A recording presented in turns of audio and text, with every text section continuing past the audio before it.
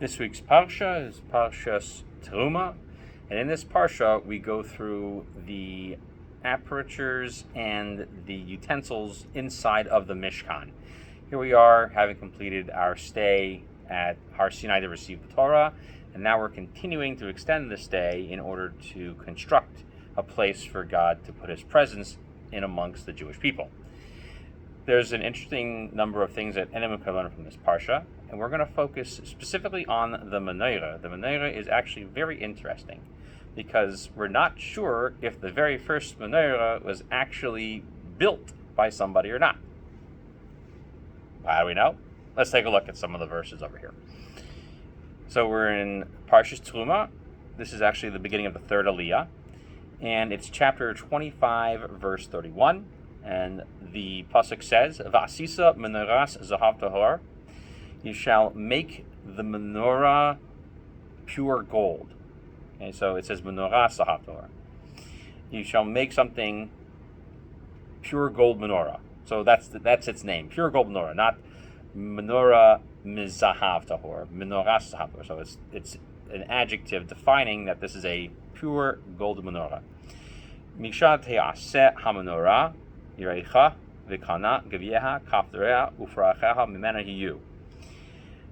shall be beaten. It shall be made from something beaten. Both the apertures, the long lines attached to it, the cups, the flowers, all of these things shall come from it. So this is an important command over here because it's saying that all of the cups, the base, the shaft, all the little flowers on it, the little circular, spherical things, those are all going to be beaten out of it. So it says it has to be made from gold. So you would think that this is like the most obvious command. This is how I should always make it. When the Midrash finally gets to this to try to understand it, the Midrash has a question because when the temple was rebuilt, meaning when it was the beginning of the second temple, they didn't use gold, didn't have any gold. So the Gemara says that because when they understood the command here, it was the important part of the command was that it had to be miksha, it had to be hammered out. So as long as it was hammered out, any material could actually be used, which would explain a big difference. But another big difference over here is the word te'aseh. So I am looking at an art scroll, chumash over here, and in this art scroll, the word te'aseh is spelt saf or tav. This is with the dagesh in it. A tav, a yud, ayin, sin, meaning a shin, but the dot is to the left side, so it's a soft sound, and a hey, te'aseh. So what's interesting is that is not how everybody spelled that. And if you look at other Masoretic versions, some people didn't have the yud in there. So that's really difficult to understand. First of all, we're not going to give a whole explanation about how certain types of Sifrei Torah have extra letters, different letters. That is a wonderful history class on that. Just know that there was a separate set of Masoretic texts, ones that went to Bavel, one that went to Eretz Yisrael.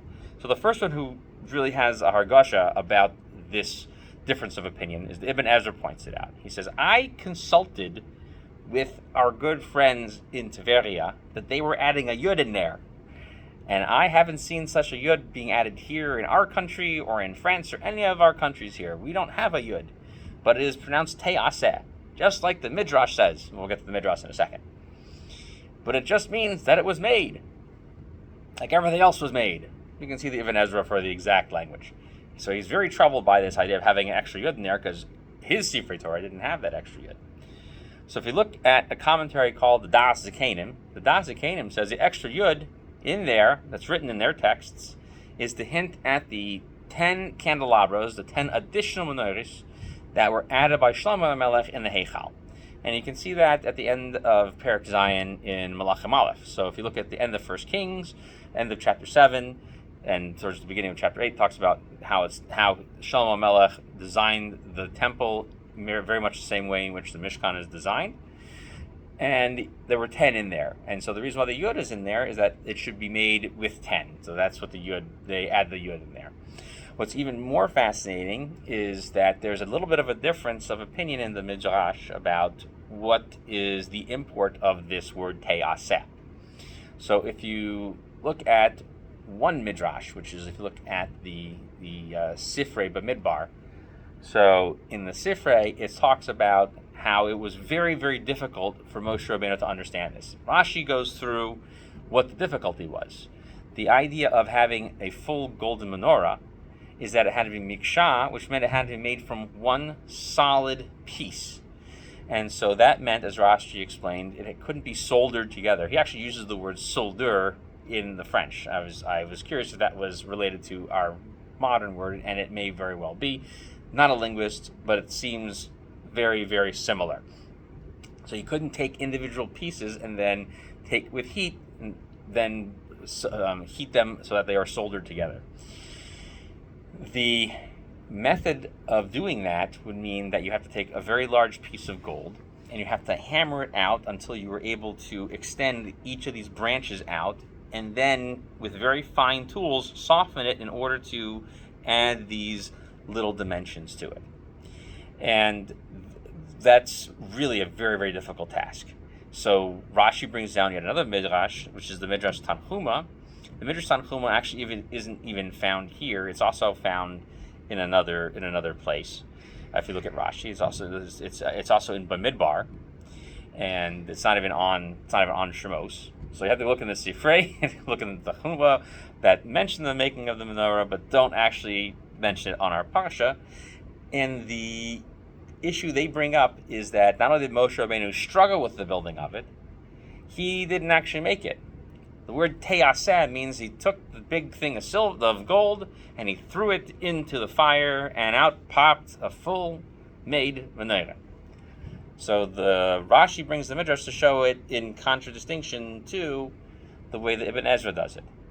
So the question you have to ask is, if there is and isn't a yud, and no one seems to differentiate between the pronunciation, why are we saying te'aseh es ha-menorah? So if some versions have a yud and other versions don't have a yud, why do we still pronounce it te'aseh?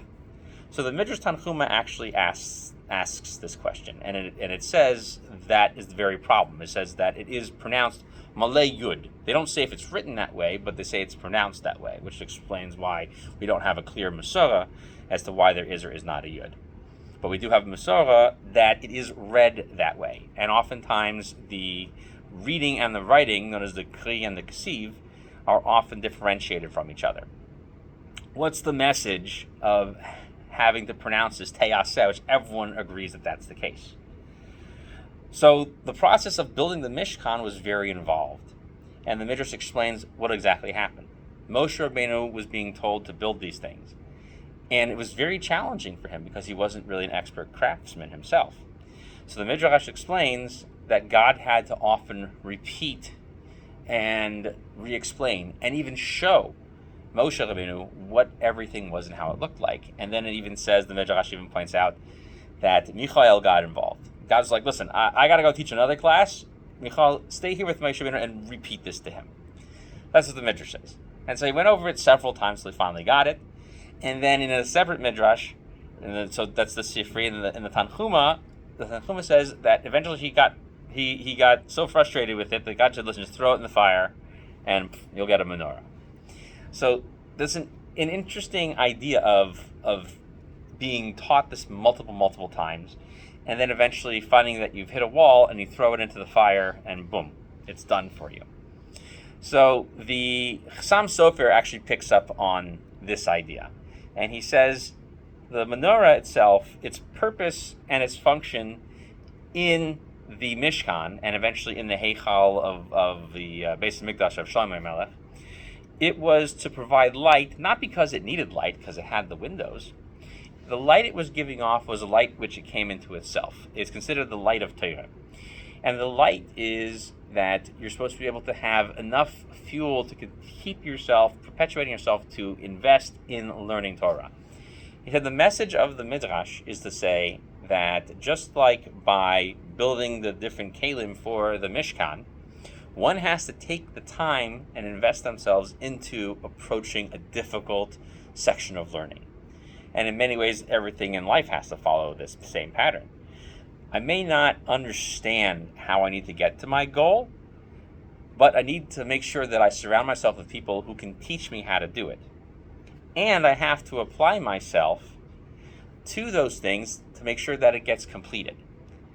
So the repetition of building and constructing the menorah being constantly repeated to Moshe Rabbeinu is an idea for life that everyone should take to themselves. If you're the one who understands how it needs to be done, and the craftsman needs to learn, if they are invested, you should also be invested. If they are serious, you should also be serious. When they're taking out the time, you should also take out the time. And sometimes you can't do everything for them, and maybe they've made some progress, and you can pass them off to somebody else who has a grasp of what needs to be done, but they're not the master craftsman in the way that HaKadosh Baruch Hu is with Michael. Michael eventually, after Moshe Rabbeinu has seen it a few times, like, let's just go over this. I've seen it, now you've seen it, let's go over, let's understand again. But the idea is that in a separate midrash, that there comes to a point where it needs to be done, and something needs to be done for you, is an unfortunate circumstance. Chassam Sofer doesn't really address that aspect of it, but he does say specifically that that's the only way for you to accomplish anything, is to continue to apply yourself until you reach the goal of mastering something. And that's really a big message from the menorah. The lighting of the menorah itself and its construction, the idea that it has to be one whole piece means you have to be completely invested. It's not little pieces here and there that we kind of put together. No. It's all one big piece, is all from one source, and it all comes together. And that's why the menorah's most important thing is not what it's made out of, but how it's made, and why the investment and the time to learn how to do it is important. And so on that final note, why would you finally take the gold, throw it into the fire, and let it jump out? Because at some point you realize that along the line, someone over there is going to master this whole candelabra thing. That we keep it, we transmit it, and we explain it. So that by the time you get to Shlomo HaMelech, which is going to be some 400 plus years later, from Moshe Rabbeinu, not only are they more expert at building menorahs, they want to build 10 menorahs.